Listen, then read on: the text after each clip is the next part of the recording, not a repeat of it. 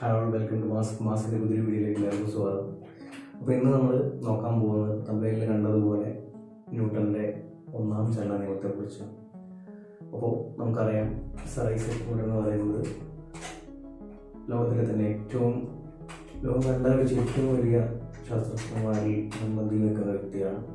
അപ്പോൾ അദ്ദേഹം ഒരുപാട് കണ്ടുപിടുത്തങ്ങൾ നടത്തിയിട്ടുണ്ട്. അപ്പോൾ അതിൽ വളരെ ഇമ്പോർട്ടൻ്റ് ആയിട്ടുള്ള ചില കണ്ടുപിടുത്തങ്ങൾ അതിലൊന്നാണ് ഈ ഒരു ചലന നിയമങ്ങൾ എന്ന് പറയുന്നത്.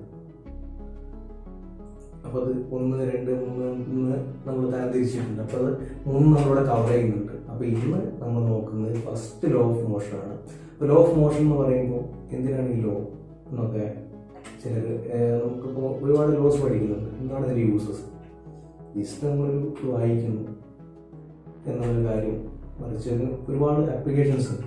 ആപ്ലിക്കേഷനിലേക്കാണ് ലോ എപ്പോഴും നമുക്ക് യൂസ്ഫുൾ ആവുന്നത്. ജസ്റ്റ് അത് പഠിക്കുക എന്ന് മാത്രമല്ല, അത് വെച്ചിട്ട് നമുക്ക് എന്തൊക്കെ ചെയ്യാൻ പറ്റും, അതാണ് ആ ലോയുടെ ഒരു പ്രധാന സവിശേഷതയെന്ന് പറയുന്നത്. ഇപ്പം ഇതിൽ തന്നെ ന്യൂറോസ് ലോയിൽ നമുക്ക് ഇനേഷ്യ പറയാൻ പറ്റും.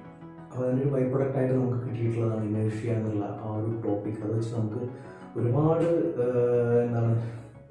ആപ്ലിക്കേഷൻസ് നമ്മൾ ചെയ്യുന്നുണ്ട്.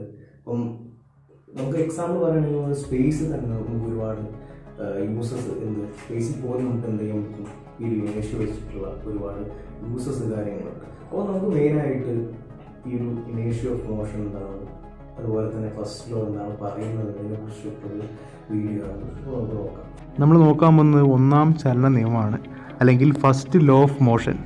അപ്പോൾ ഒന്നാം ചലന നിയമം എന്താണ് നമ്മൾക്ക് പഠിപ്പിച്ചു തരുന്നത്?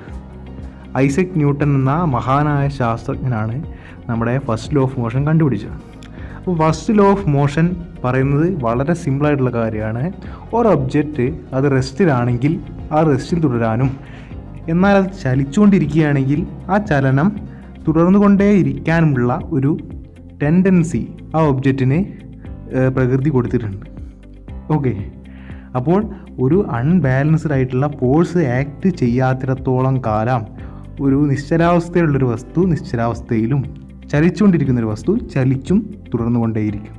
അതാണ് ഫസ്റ്റ് ലോ ഓഫ് മോഷൻ പറയുന്നത്.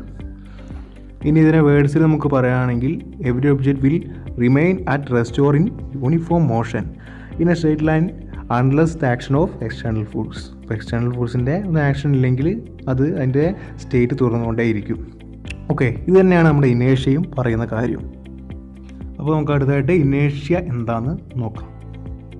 പ്രധാനമായിട്ട് ഇനേഷ്യ നമ്മൾ 2ആയിട്ട് ക്ലാസിഫൈ ചെയ്തിട്ടുണ്ട്: ഇനേഷ്യ ഓഫ് മോഷനും ഇനേഷ്യ ഓഫ് റെസ്റ്റും. ആദ്യമായിട്ട് നമുക്ക് ഇനേഷ്യ ഓഫ് മോഷനാണ് നോക്കുന്നത്. അപ്പം ഇതിലെ ഒരു എക്സാമ്പിൾ നമുക്കിവിടെ കൊടുത്തിട്ടുണ്ട്.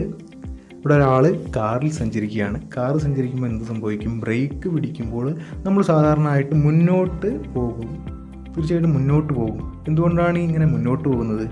ഇതിനാണ് നമ്മൾ ഇനേഷ്യ ഓഫ് മോഷൻ എന്ന് വിളിക്കുന്നത്. അത് കാറിലാവട്ടെ ഏതൊരു വാഹനത്തിലാവട്ടെ, നമ്മൾ സഞ്ചരിക്കുമ്പോൾ പെട്ടെന്ന് ബ്രേക്ക് ചവിട്ടുമ്പോൾ അല്ലെങ്കിൽ പെട്ടെന്ന് വേഗത കൂട്ടുമ്പോൾ നമ്മൾ ഒന്ന് മുന്നോട്ട് ചലിക്കാറുണ്ട്. അപ്പോൾ ഇനേഷ്യ ഓഫ് മോഷൻ എന്ന് പറഞ്ഞാൽ ഇത്രയേ ഉള്ളൂ: നമ്മൾ സഞ്ചരിച്ചുകൊണ്ടിരിക്കുകയാണ് അല്ലെങ്കിൽ മോഷനിലാണ് നമ്മൾ. അപ്പോൾ പെട്ടെന്ന് ബ്രേക്ക് ചെയ്യുമ്പോൾ നമ്മുടെ അപ്പർ ബോഡി വീണ്ടും സഞ്ചരിക്കാനുള്ളൊരു ടെൻഡൻസി കാട്ടും.